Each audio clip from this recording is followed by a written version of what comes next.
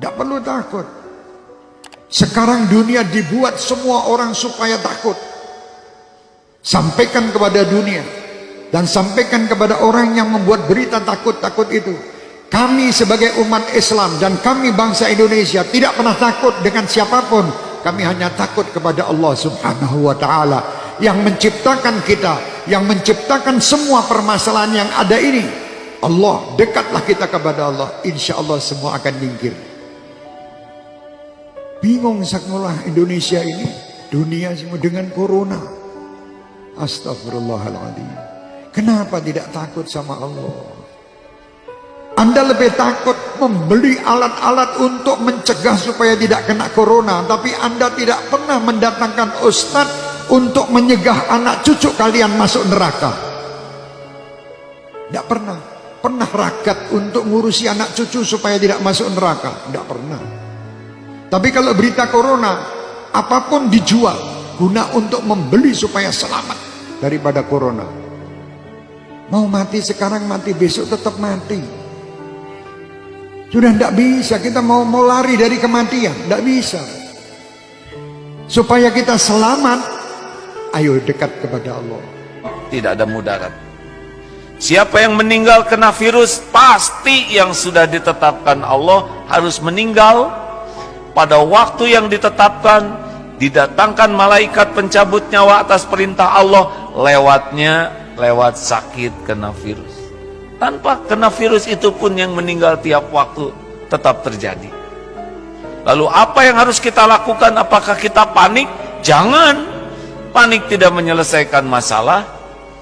Kita baca mengapa syariatnya Allah takdirkan ada ini. Oh, makan tidak terjaga, hidup yang kotor, dan berbagai hal yang kita bisa dapatkan informasinya. Efeknya, sempurnakan syariatnya, hidup bersih, makanan bersih, sikap bersih, plus doa yang banyak. Karena virus itu tidak akan menyentuh kita tanpa izin pemilik diri kita. Tubuh ini milik Allah hadirin, bukan milik kita. Tubuh ini tidak akan terluka sedikit pun tanpa izin pemiliknya.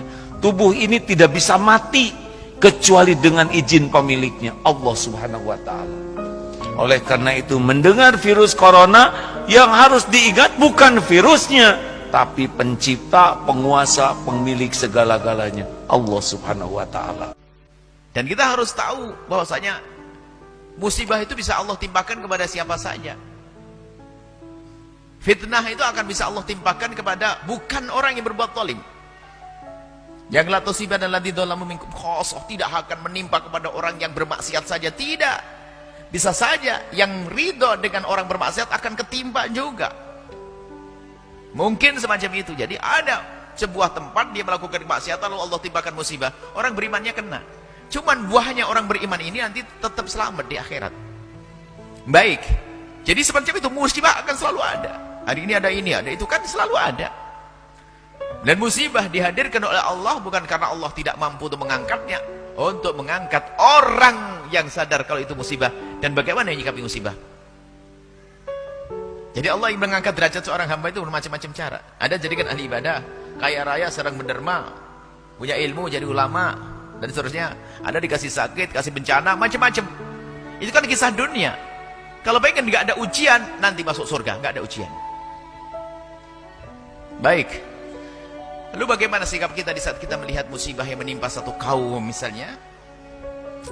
Pertama, kembali kepada Allah Subhanahu wa ta'ala. Tadi kami sampaikan.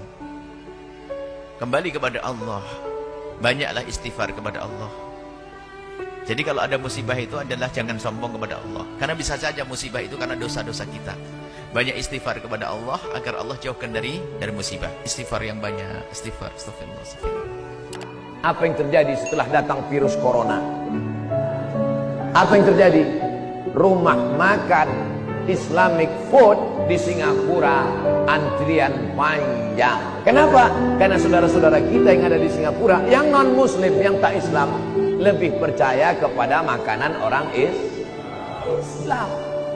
Bicara makanan ini bukan bicara tentang masalah Islam saja. Insya Allah, kalau video ini kalian share, didengar oleh mereka, insya Allah banyak yang bersyahadat. Insya Allah.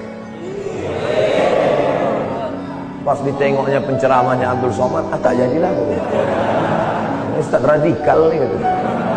Kalian terlalu termakan isu. Jangan kalian makan isu. Ini makan tuh bakwan.